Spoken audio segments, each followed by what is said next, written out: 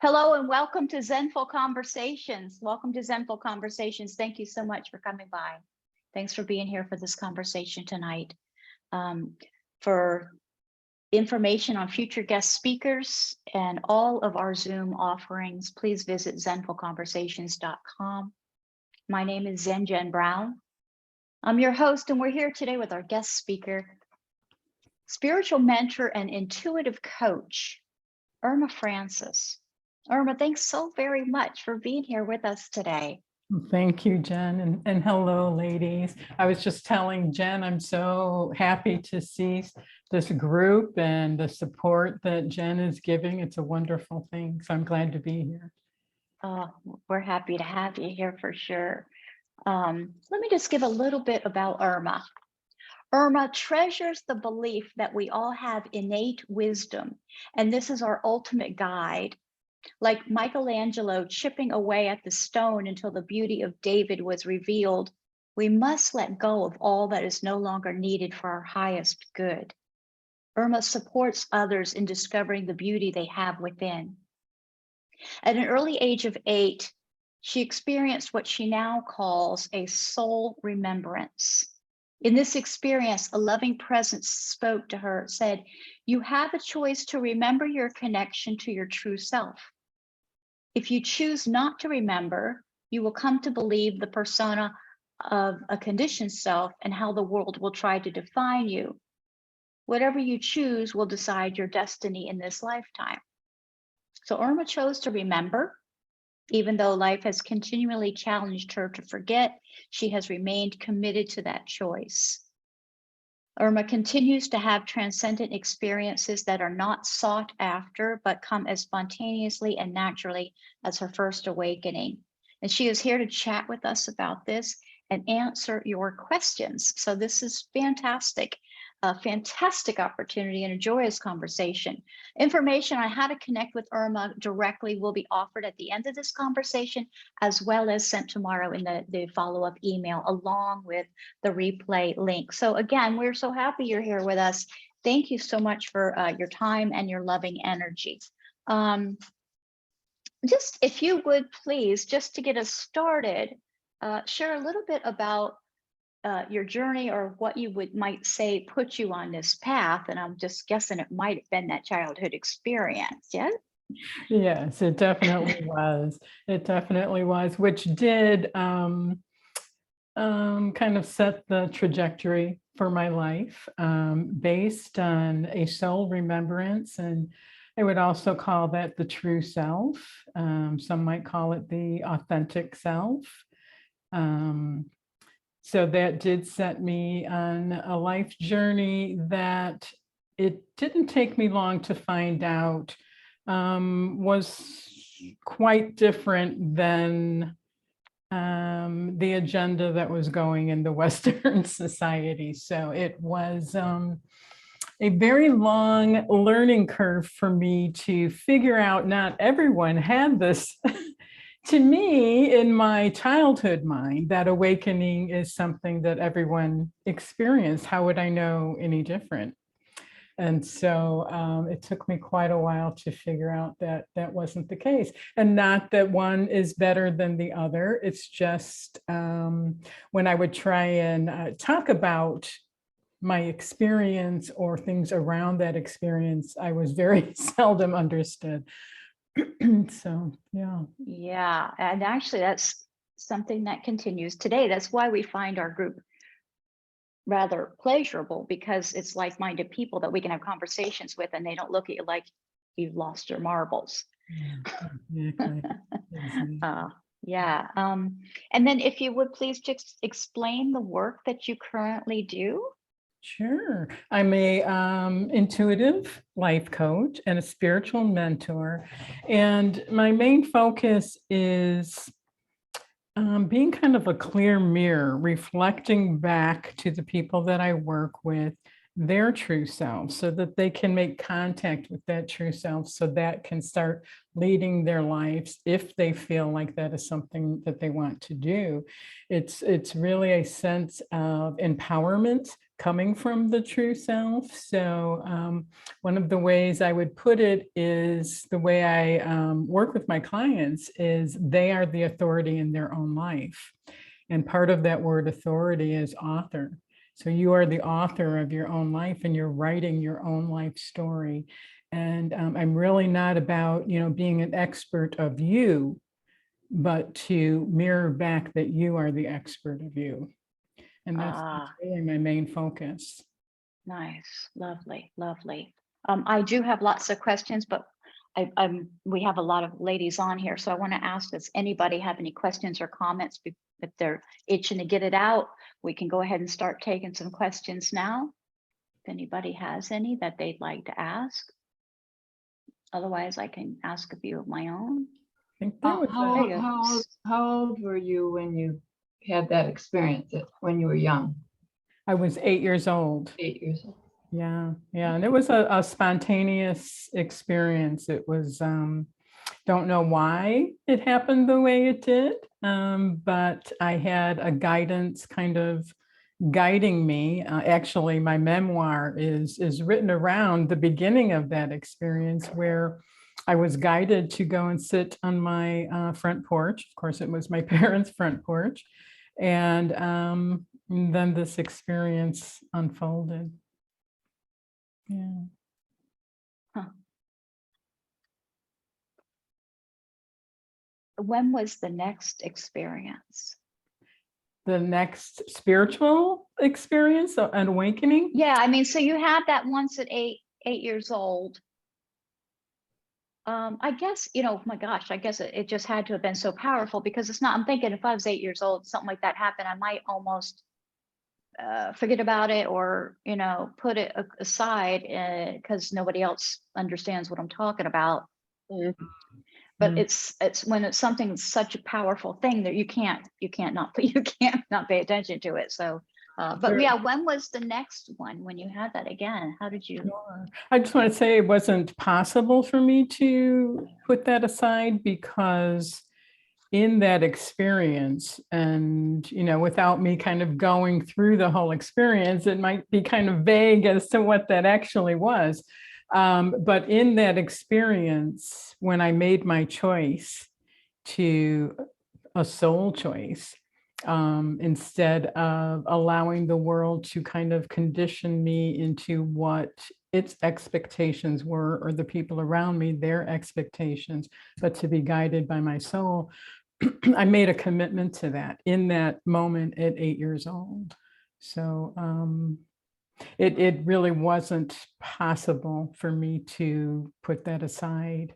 And what I learned much later in my life, right at the age of 7 or 8, is when children go through, their brain waves actually shift and there's changes made and they're shifting from this remembering into developing a persona. So right in that moment, when I was in that age frame, I had this experience. So that normal kind of persona and maybe ego separation that happens for most did not happen for me.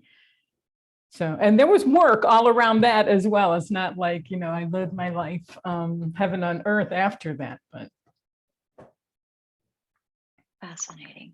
Sally, thank you for asking. So, yeah, I do. So, Irma, this happens and you're 8 years old. Okay. And was it somebody talking to you? Was it something that you perceived? Was it you weren't scared of it? Did you just think of it as, this is normal? Did you go to your parents? They think you were crazy? Like what? I didn't go to my parents because I thought this was a natural part of the human experience. So I just. You didn't know otherwise. So I really didn't. So when did you figure out that it wasn't? Oh, it took me a while. But I do want to say, there was part of your question I wanted to answer. Like, how did it come? Was it somebody talking to you? Okay. Was Yeah, it perceived? Yeah. Yeah, I was just sitting in the home, and I had this experience where I was above myself, looking at myself. Mhm.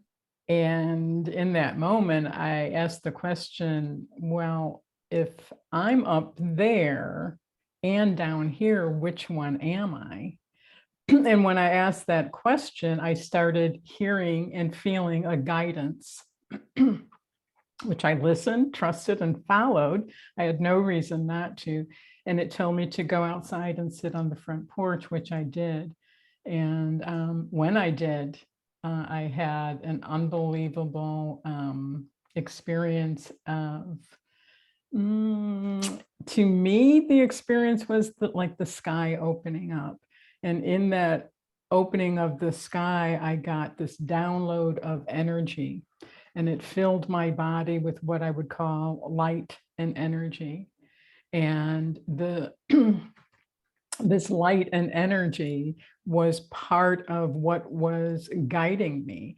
And in that experience, I was given this this awareness and knowledge that was way beyond what an Mhm. 8-year-old could possibly, could possibly know. Excuse me. Yeah, sure. I don't know if I answered your question. Yeah. Yeah. So it wasn't anything that was, I mean, it was all took place within you. It was nothing that you didn't hear. It wasn't an auditory experience. It was kind of an internal experience. I would say there was a voice that I heard, felt. Okay. It wasn't like your typical, like we're talking now. It was, and I've had these voices, these guidance come to me continually over the years. It's a hard thing to explain, but it is something that I hear and feel and trust and know. So the reason why I'm asking that is because I've had several experiences of hearing people's voices that I know the people. Okay. One was my daughter. One time it was my mother. And one time it was my grandfather, who, my daughter and my mother are alive, but my grandfather wasn't. Okay. Mm-hmm. And he had been gone for many years. And I was married at the time, and my kids were little, and my husband at the time was going away to Iraq, going to war. And I heard just out of nowhere, heard my grandfather's voice, and he said, "Everything is going to be okay." And it was his voice. Mm-hmm. And I hadn't heard him in years. And I heard it, and it was, it didn't scare me or anything. And I really took it, to heart that was going to be true. And it was. Mm-hmm. So I'm just wondering, like, is that anything? Well, of course it's something. And that's a big part of the work that I do with people, is to learn to trust that inner voice, that inner wisdom. I would say an innate wisdom. It's something we're born with and maybe get conditioned out of, because it's not something that's recognized or valued in our society. But what you're describing sounds like clairaudience. It's an audio, like They psychics. were all audio. Yep. Yeah. So I would definitely trust that. I wouldn't be surprised if that happens for you again. Hmm. Yeah. You let Thank me you. know if you ever hear me. I'm like kidding. Hey, thanks so much, Kim. Yep. Thanks for asking that. Go ahead, Sally. Okay. Before the voice, before you looked up and you saw yourself up there Uh-huh. and said, well, if you're up there and I'm down here, etc. Well, I used to do what they call, I mean, I guess it's a common phenomenon, and they called it floating. Uh-huh. So in the middle of, I mean, since then I've learned that from therapy. And, you know, I would be up there and I didn't think to ask, you know, that question. I just floated. And then when I went out of my bedroom, I had to kind of get myself down close enough to the top of the doorway, you know, and lift me up, and I floated downstairs and just floated around. That's it. Mhm. And I did that quite a bit. Yeah, there's lots of Too bad I didn't ask that question. yeah, there are definitely I would call that, you know, being up there and here is the soul kind of experiences life kind of from an observer, being an observer. Mhm. And to me, that is that experience. As far as the floating, I've never heard it called that. You know, there is also experiences, and I'm not saying this was the case for you, but there are experiences when people experience an extreme trauma where they disassociate, and that's also Could have something been that. that happens to people, you know, in extreme Mhm. trauma, which is a wonderful coping mechanism. Thank you. You're welcome. Thank you, Sally. Mhm. Thank you, So I Sally. just wanted to add, I know it's hard when there's not a book and maybe you haven't watched my YouTube videos to have an understanding of my work, but my focus really is for people that are interested to help people, what I would call integrate the human self with the divine self to create a wholeness. And I would also call that wholeness being in our full integrity. And this is a very empowering thing. Yeah, I just wanted to add that. Well, yeah, because like or the way things are, everybody is so busy. I think that it's like we're caught up in this frenzy of insanity and hardly even paying attention to our soul, in my opinion, or not having enough time to do it. And that's like so backwards. Yeah. So yeah, so you're trying to get it, or you try to assist people in their own understanding to get it to be a little more even keel, yeah? Well, for sure, for sure. Marry the two? Rather than, you know, I do something called Akashic Records readings. I also consider myself, besides being intuitive, probably leaning towards being psychic, although I don't bring that out as something I offer as a surface, because I would much rather, and most of my clients are women, I would much rather empower women, if they so choose, to develop those skills within themselves. So what I can help with is figuring out where you may be, I would call it being out of alignment, you know, body, mind, and soul. And full empowerment, wholeness, and integrity comes from body, mind, and soul being in alignment, where you become kind of like an antenna. You know, there's your higher self, and that higher self is connected to what most people call God, the source of all that is. And that's the ultimate guide.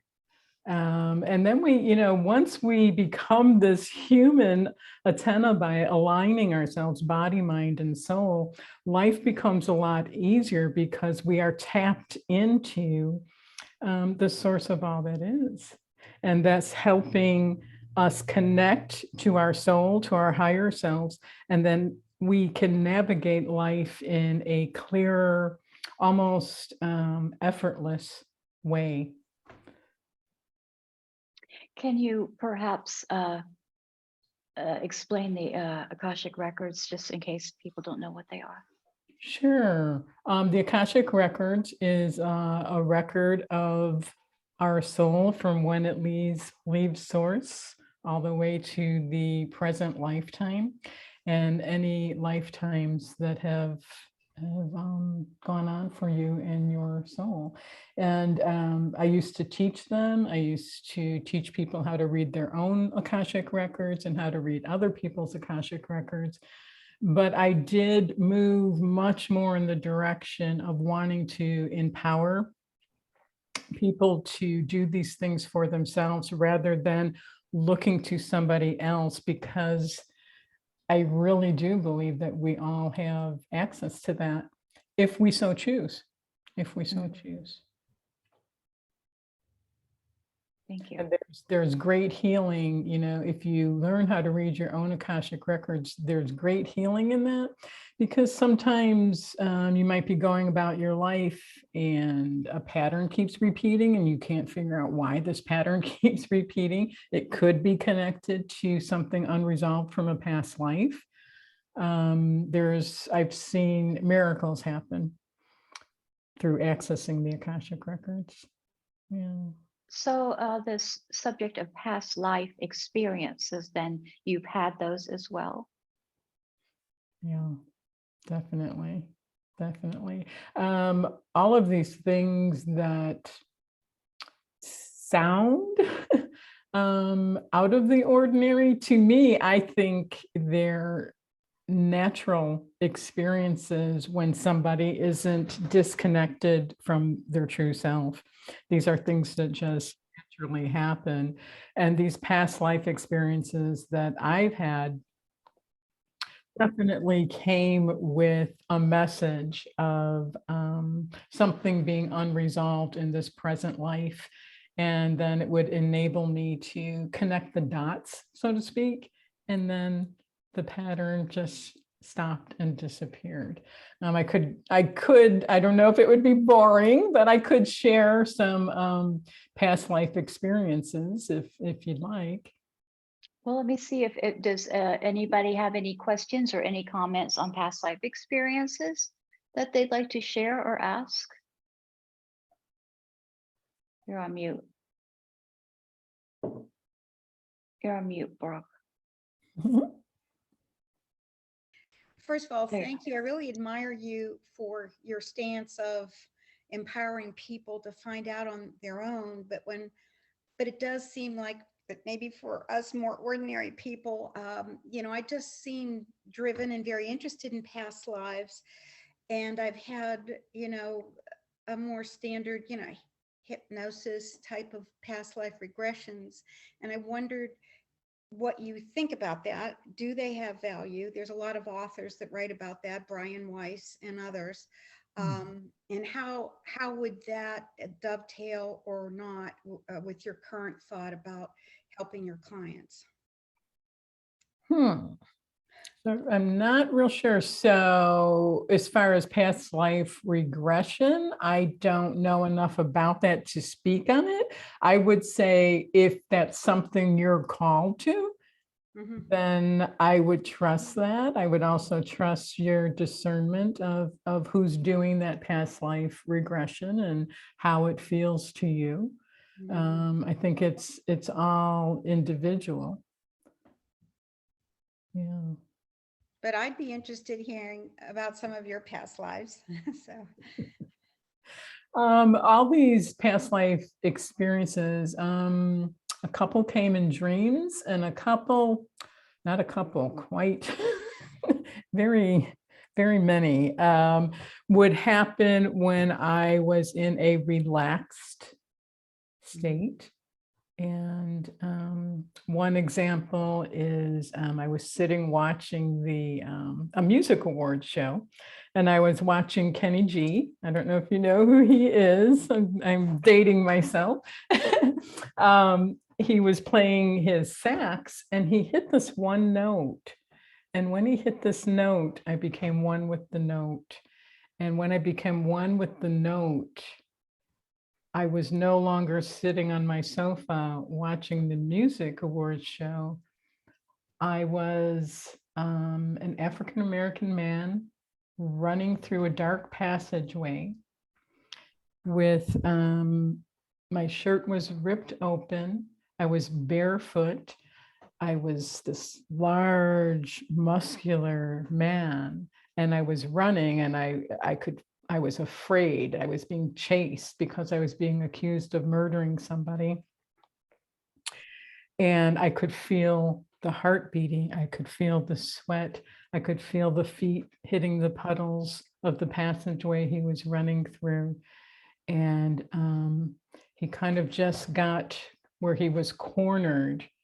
And when that happened, I came back, and I was now again sitting on the sofa, and there was the music awards show.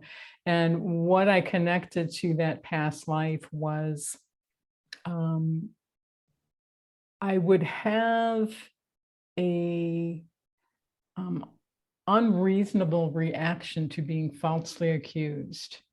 And I never understood why I had this strong reaction. But after I remembered this, what seemed to be a past life to me, I made that connection of where that fear came from. And once I made that connection, that reaction went away.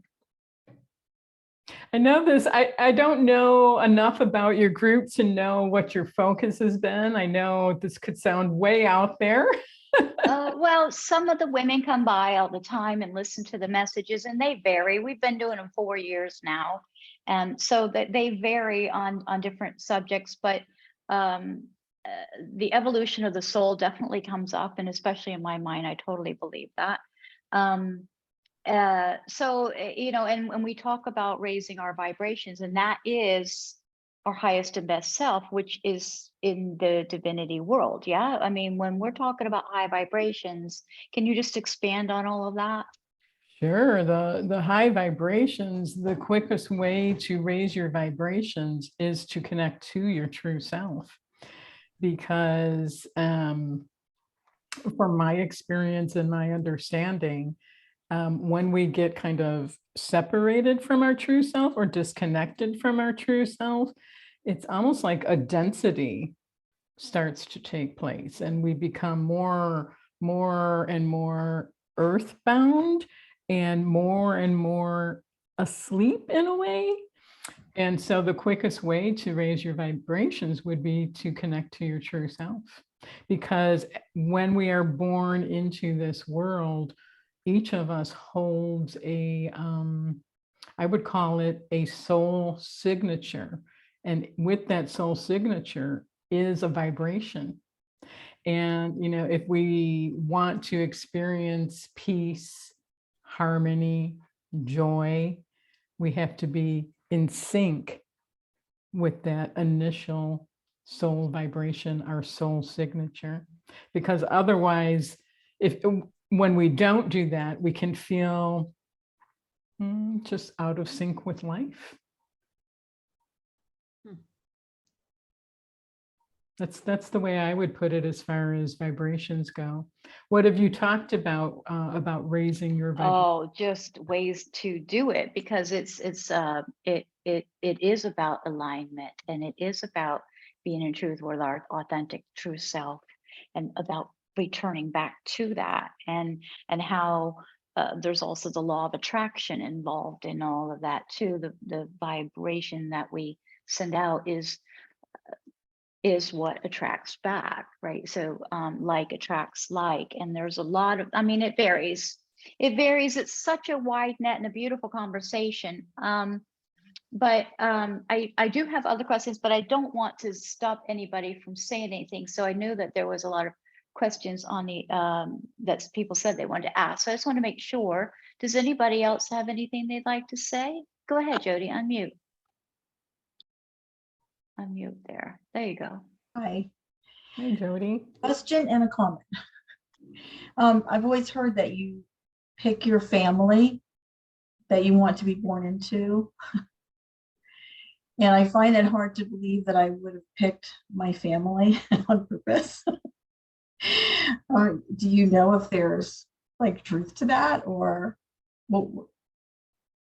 or that you pick the life that you're going to, how difficult your life's going to be and how many obstacles you're going to have to overcome and all of that ahead of time. And I just, did I do this? Did I choose this? 'Cause I just wonder if that's true.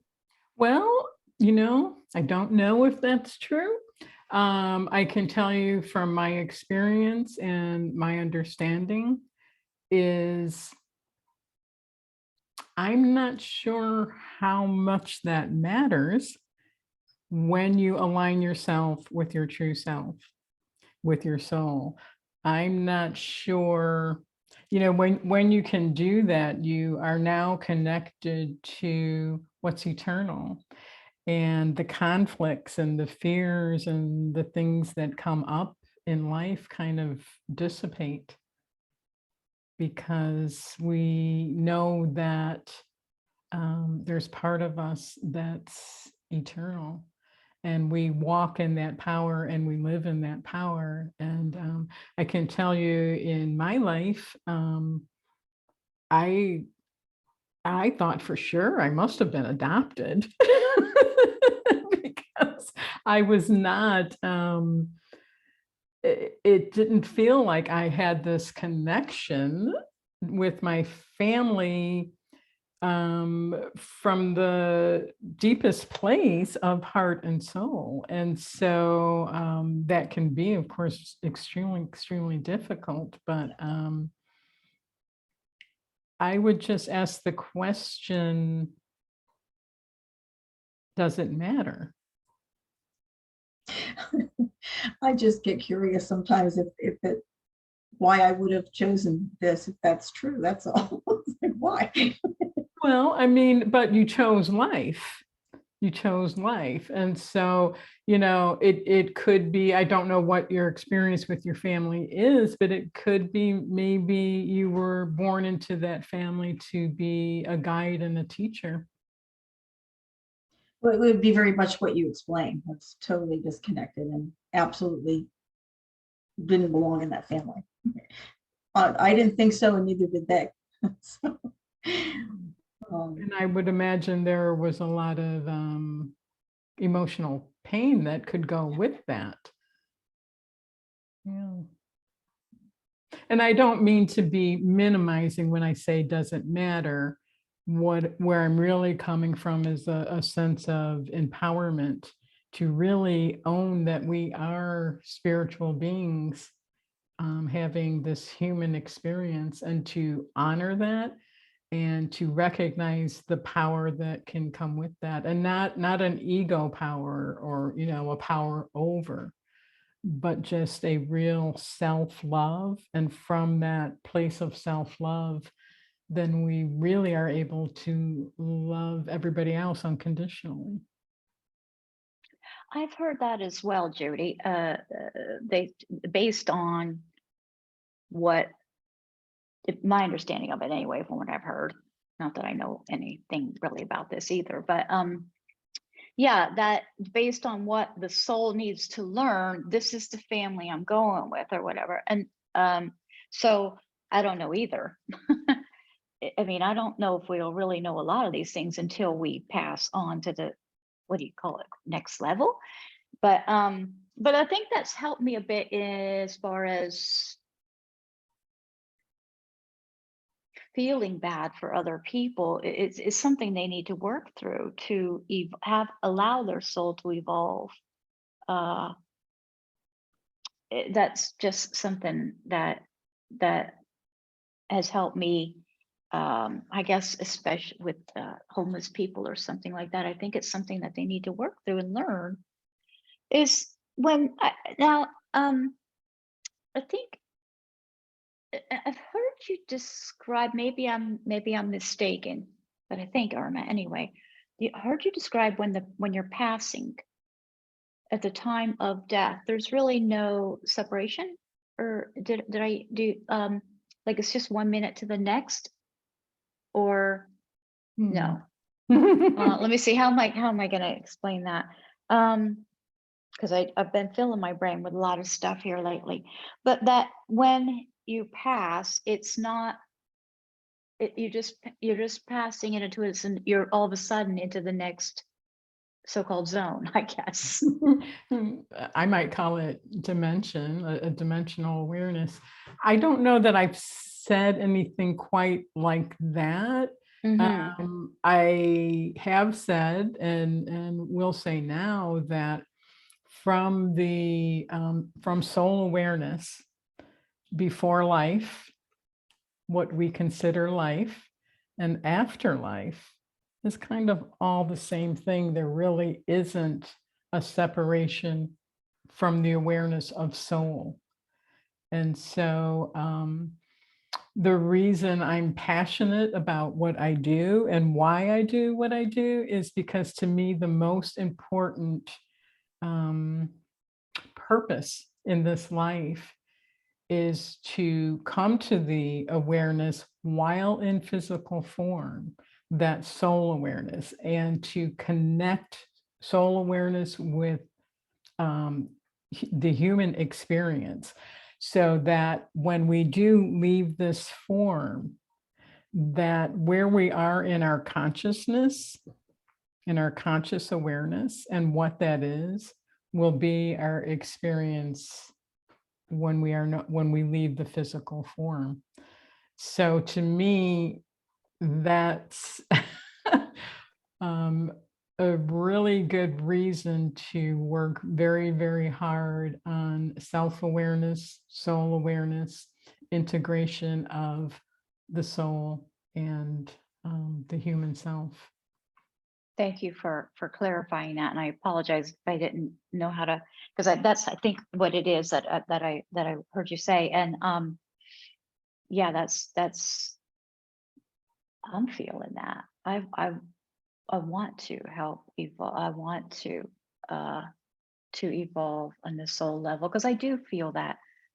I do feel that that's not part of it. Now, I think I will come back again. I think my dog is on his last time here, but I'm pretty sure I'm gonna have to come back again.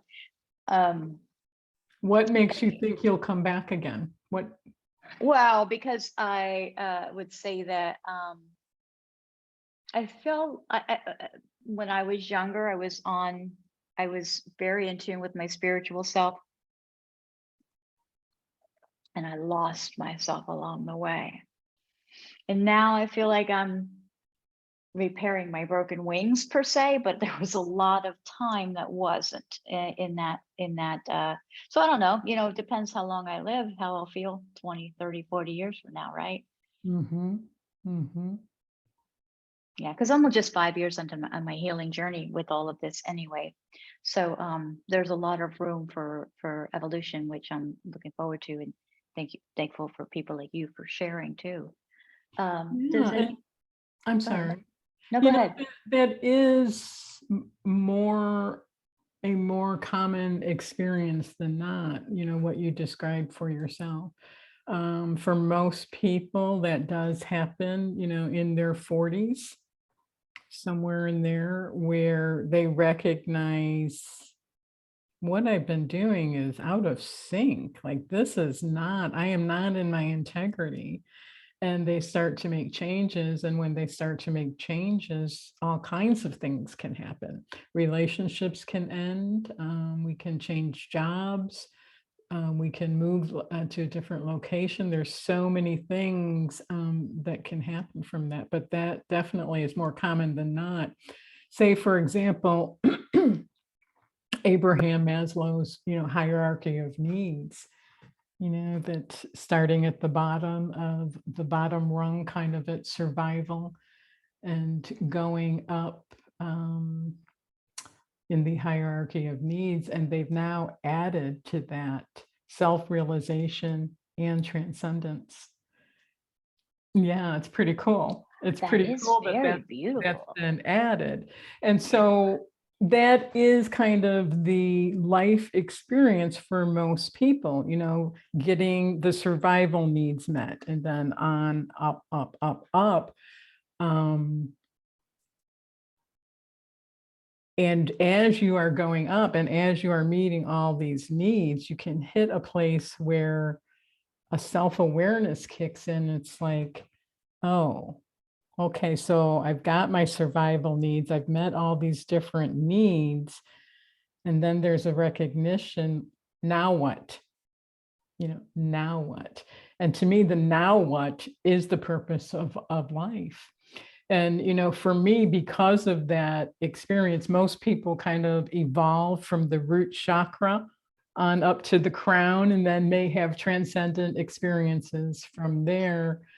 My experience was the opposite of that. It was having, this crown opening. And then my work has been, how do I, because I was, in this transcendent place with the crown chakra open, living in a world where most people are functioning from fear. And so I had to learn how to navigate and how to integrate all of those things. I don't know if that makes any sense, because it does. It's actually sounds very fascinating. I'm not sure how fun it would have been as an 8-year-old, but it sounds very fascinating. I ended up doing, because I wasn't understood and I had a feeling I wasn't going to be understood. I started writing poetry, and I started validating my own experiences, because I didn't want to forget. And I knew if I didn't record it, I might forget. So I started doing that. And it was a good thing, because eventually my parents sent me to a Baptist church, and nothing against any religion at all. It's just that I had already had this connection with what I called and understood to be God. And then I was sent to a church where it really didn't match, because my God wasn't a punishing God. My God was a loving God. So, Yeah. Any other questions, comments? Yes, I was going to share that was what happened to me when I was a young child. I had a couple episodes where I heard God, I saw God's presence, I saw God as light, and I saw the light through other people. And it was just all of a sudden, it was like when you talk about downloading, I just knew God was with me for all the rest of my life. And I always have felt protected and loved by God, and hear God's voice. And I always thought everyone had that same experience. And as a child, I just never did anything mischievous, because I just heard God's voice and always wanted to be kind to people when I was young. And as I've gotten older, I've tried to discern what else I should be doing in my life that gives back to creation, gives back to God, and fulfills my life purpose here. And for me, some of the frustrations of getting older is having this body, that interferes with everything I want to do with my soul. But then I realized, this is part of the whole experience for me. And over the past, I don't know, maybe 15, 20 years, because I meditate so much, and it's in those quiet moments when, I will leave through my third eye, and I travel places, and that I feel so close to other people and feel what they're experiencing. And I just have felt very blessed to always, even though when I've had many difficulties in life, to feel like everything's okay. And that God's just with me, and God's so loving and beautiful, and just that coming down through me and up through me, and so I'm grateful, and I think I keep learning. That's been my path, is to keep learning. And I've had some experiences, where I experienced some past lives on my own, but also one time when I was with a Reiki person, and she had us also in a place that she had never experienced when she did Reiki, being back in early Native American time when she was a healer. And she found me, and I had been hurt by my father, and he had tried to strangle me. And so it was interesting that we had met up here in this life, and and that was collaborated by someone that was a shaman that was talking to me about being out in this prairie riding a horse and so forth. So it's just also fascinating, the immensity and the mysteriousness of all that is within us and without us, and the connections we all have with each other, and to be able to share it with people and not think, like, 'cause I never shared so much because people thought, that's kind of odd, or, that's not true or really real. And I knew it was. And to now be able to be authentically share it with, a thought group and other people is so freeing. Yeah, that's really beautiful, Barbara. And you having that connection to God and trusting that and being guided by that.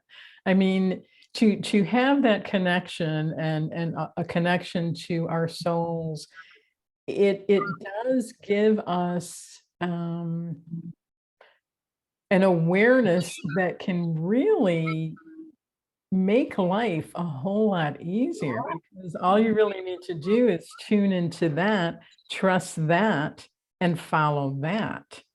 And, no matter how many distractions and how much fear and craziness that's going on in the world, you are kind of centered in Yes. a place of soul awareness, and you just walk in that. I would call it grace. I would definitely call it grace. And, the thing about grace, it's not something you can capture or something that you can make happen. It's a surrendering to what is a given for us. Yes. And grace is a given for us. We just sometimes get in the way of it. Yes. Yeah. Thank you, Barbara. Thank you. Who else would like to say something? Go ahead, Sally. Oh, you're on mute again, though. Go ahead, unmute. I'm wondering, I had that experience, and I had some religious experiences when I was young. I was quote religious, and but basically I was just doing everything the nuns told me to do, and that kind of thing. And I was throughout my whole life, I was more or less in the conditioned life. I was more or less living according to my conditioning all the way up until 3 or 4 months ago. And I'm 78 years old. And I was trying to get somewhere, I mean, I didn't give up. That's one good thing people said about me. I just kept trying all kinds of different things. So now I think to me, what you say, which I've always had an interest in, but basically what happened to me wasn't this, it was more the Buddhist experience, which I see exactly like what you're talking about. And so that's what happened to me and Jen, and all the experiences I've had through her and through the things that we've done. It just sort of all came together. And I'm in all kinds of I'm in a lot of meditation, and I have to cut down some of it, but I'm in a real live Buddhist Sangha, and in some groups that are recovery groups, which I've learned a whole lot about Buddhism and about this. So would you say that plus I've always believed in this stuff, but I thought, well, I don't want to go down that route, because I thought it was kind of hocus pocus, but I have had such conditioning and such fear, in my life. So anyway, I was just wanted to know if you felt that it was also very similar to the Buddhist. I mean, everything you say would be, and including the lives, Right. and their ceremonies for death, and just their thinking along that. And I've been reading Paramahansa Yogananda, which in Chicago I was in their group, a really big group. The self-realization group. Yeah, self-realization. And, now we're using the word self-realization. Mhm. And, he's talking way back in India that, the Americans need this or whatever, and he came, and so did a lot of others, but he was one of the first. Yes. And so anyway, I'm just wondering if the way you're shaking your head makes me think that For sure. same sort of pathway. But yeah, that really happened to me. I was totally conditioned. Wow. Fear, guilt. Congratulations to you for not stopping. Yeah, that's the best thing I did. Yeah, that's Mhm. wonderful. In the spiritual understandings, there's a lot of talk about non-duality, or you could say oneness. And I would say definitely, the Buddhist teachings, which is the middle way. But I would say, the quickest and easiest way to find that middle way, to find oneness, to experience non-duality is the acceptance of what we call good and what we call evil, what we call dark and what we call light. It's not resisting one and trying to get the other. It's the acceptance of all of it. And when you accept duality, you find oneness. Yeah. It's really that simple. It's really that simple. And finding that oneness and having the ability to accept all of it has everything to do with making soul contact. Because the ego self, the conditioned mind, will never let you go there. So congratulations. Yeah, I also took in therapy, did DBT, which, are you familiar with DBT? Marshall Linehan. Well, that's what you're talking about right there. And I took that for years and didn't, so it's really been a struggle. And to have it finally, I'm somewhat of an intelligent person, but I couldn't get past such a serious amount of conditioning I had from my youth. Oh my gosh. And the fact that you were able to break through is It was from her too, with all of this other stuff. Oh, Yeah. what a tribute to you, Jen. I got to tell you, these ladies are completely amazing, and we're all just walking each other home. And Sally, you bring such joy to my heart. You wouldn't even know. You wouldn't even know. Thank you for sharing. Thank you for sharing. I want to be respectful of time, but I would like to ask anybody else has had anything, because there's a few of you that did not get a chance to speak, and I don't want anybody leave wishing they would have asked something, or said something, a comment or anything. Cheryl? Yeah, I came in late. I've had an insane day. So I missed what you said at the beginning, but I'm kind of picking up on it. But we've never really talked that much about it, but I was, I guess, very much the same as you, having these spiritual feelings when I was young. And then I actually had a friend when I was young, and we used to play with it because I had somewhat like ESP. And I felt the same way as you when I constantly, for about 5 or 6 years or even longer, I asked my mother every year, "Are you sure I'm not adopted?" Because I didn't think I fit in with this family, because I was on another level. And I think I've been true to that most of my life. Just the last 5 or 6 years, I guess, I feel like I've lost touch with it. And I'm interested in getting back there again.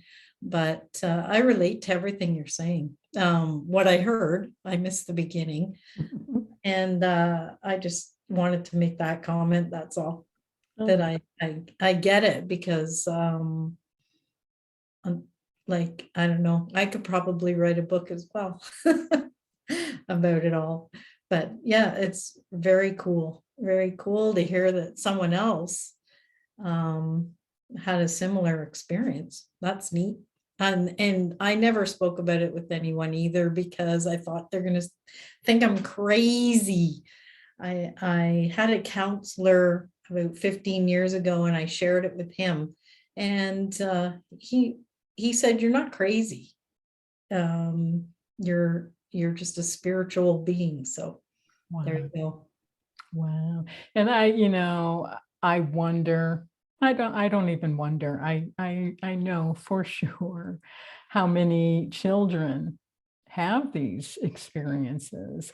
And then when they try and share with the adults in their life who may have already been conditioned to the point where they aren't open to hearing it, then they shut down and they, cut themselves off from.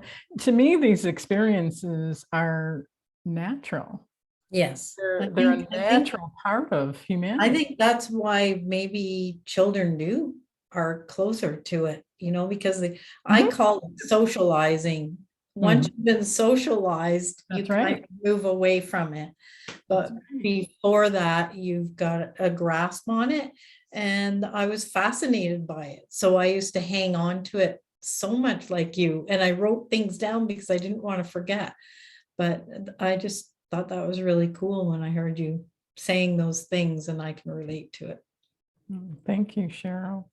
I wanted to add, I've been kind of quiet, and I am intentionally that way because my style is kind of an open-ended inquiry. And the last thing I want to do is to take a philosophy of beliefs and project it over other people. I would rather have it be a energy exchange of open-ended inquiry and sharings and developing trust and safety, which I can tell that you've done in your group, Jen.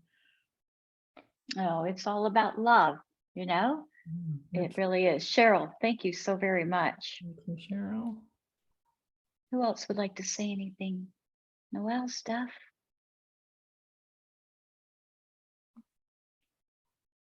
Go ahead, Jody.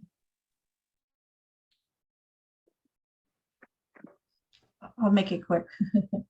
I had a childhood experience, but it was quite different than what you're speaking of, because I had what I know is like a past life remembrance, and I was probably like 5. And I cannot go into detail, but it was something that I didn't have any knowledge of in this as a little girl. It was a very vivid. That's why all the years that I knew it was not a dream. It was something different, even though I was little, And then I went through the years. I went to a psychic, and she told me about this life, and I went to an astrologer, and she told me about this life, and I had never told anybody about it. And I went to San Francisco one time, and I had no idea. I'd never been there before, and we were by the Golden Gate Bridge, and I didn't know there was like a fort, a military fort at the bottom of the bridge. And but I knew it was there. I told who I was with, oh my God, there's a military fort there. And we went, and there it was, and I couldn't even go in. Like I was having like a physical reaction that I couldn't even go in. And so it was just something I know, like I know that I know was a past life, but I'm sure that that's not the only one. And I just wonder why that has been so, such a strong influence through this whole life. I'm sure there's other ones, why that one is the one that just keeps coming up and coming up. What was so powerful? Well, I know what was so powerful about it. It was very bad. And but I just wonder that I'm sure there were other ones too, why just that one is the only one I've become aware of. Well, maybe you need to kind of resolve that and kind of get to the root of that and then possibly other ones would be revealed to you. Maybe it's staying there in the way of it has an important message for you. But it was not, I knew it wasn't a dream. It was a remembrance. It was very vivid and something I had no knowledge of. And I was always like, what even was it? How would I have even known that? And so it was very, very strange. Something one day I'd love to go into detail with somebody about it, but it was that bad that I can't. So, Why can't you? I just can't. Because It's just, I don't know, inappropriate. But it just is something I can't, I don't know. Maybe if I would just share it someday, it would come out, release, but I don't know. It's just, I don't know. That's what I was going to ask. Is it all a matter of releasing these layers that we talk about, these layer after layer after layer after layer of everything that is not you? Yeah, definitely. And what you just said, Jen, that is the importance of, a lot of people talk about meditation, and I think you teach yoga. Did I understand? Jen? Yes. And just real quickly on that, go ahead. And if you would expand on that, about that experiences through meditation. Sure. Well, I mean, to me, the importance of meditation is kind of letting all that is not the true self be released. And also, I think just trying to live in this world, we are constantly experiencing all kinds of trauma, whether it's, directly right in our lives or turning on the news. And every time this happens, our nervous system goes into, red alert. And then, it takes a while to get back to equanimity, to get back to, that calm. And that's where meditation, it's almost like a powering up, becoming like a spiritual warrior in a way of really through meditation, calming the nervous system so that there isn't a reaction to the external stimuli. Not that there's not awareness. In fact, you can be more aware and more compassionate and more empathetic when you are in a centered, peaceful, aware place. So it's really a big part of meditation is calming the nervous system to get back to a place and hold the place of equanimity. Yeah. Well, that nervous system we talk about frequently. That's definitely because we've been stuck on overdrive for the longest time. And there's traumas, like you said, out here and in our worlds, because from this level to this level, and everything out here is on the extreme. So there's a lot going on. You're absolutely for sure.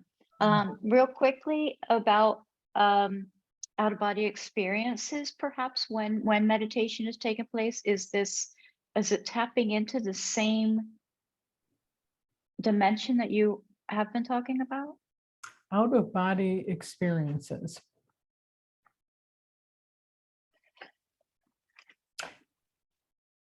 I guess at this point in my understanding and my awareness, I'm not sure that out-of-body experiences are truly out of body. I think it's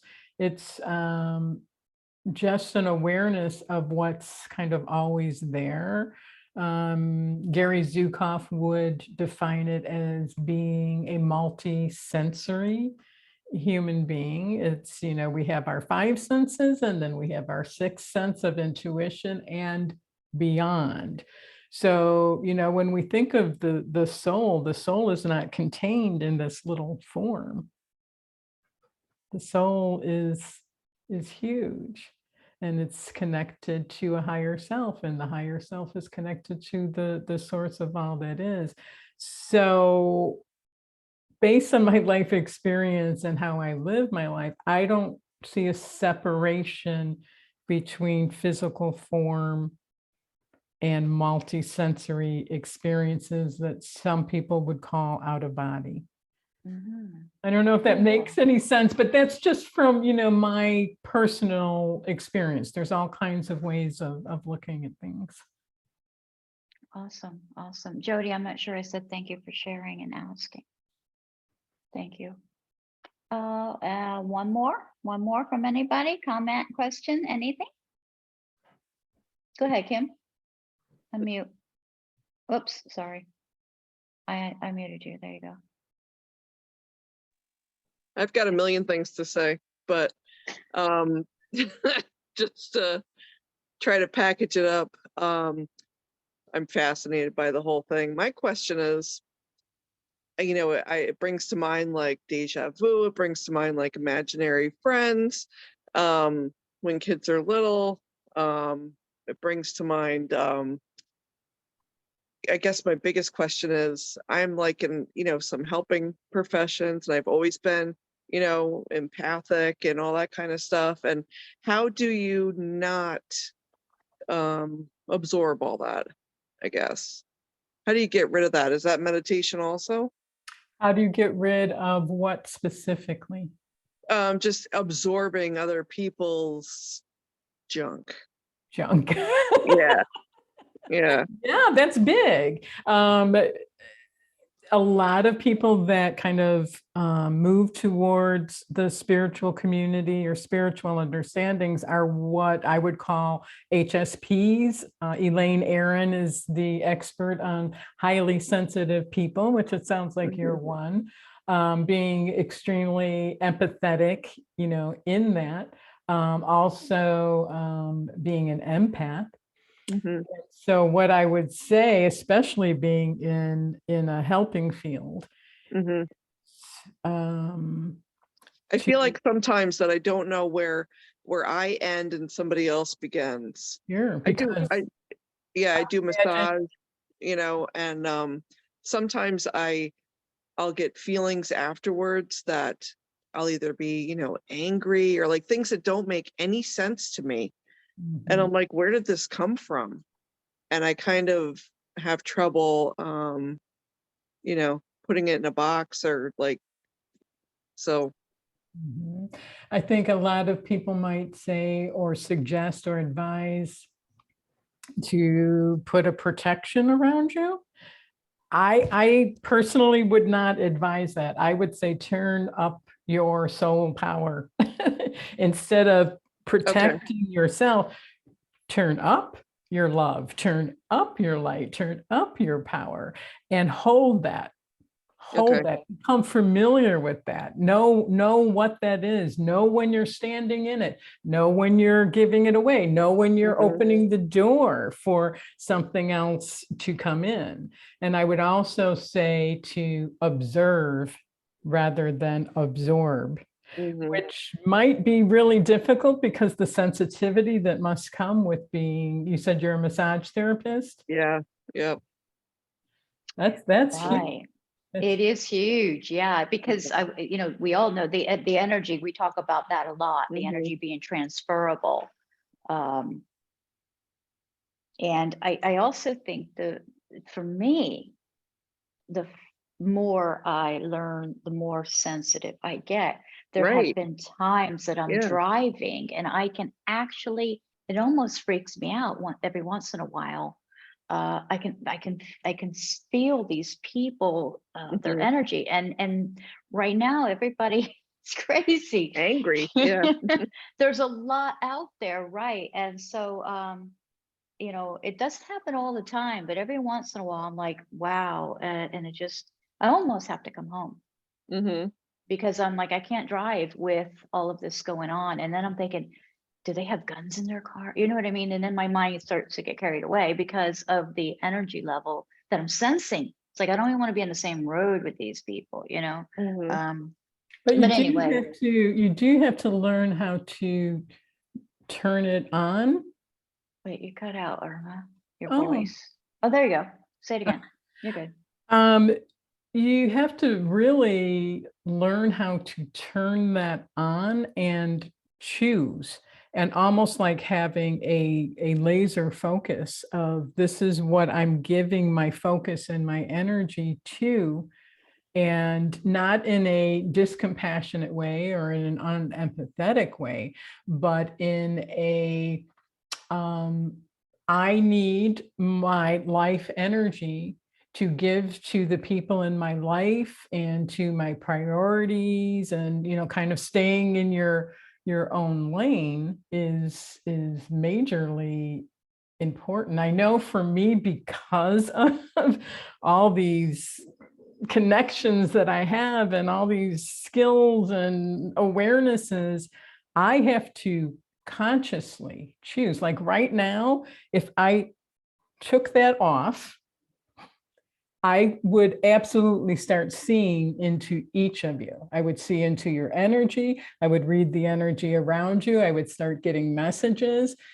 First of all, if I did that without permission, that would be intrusive.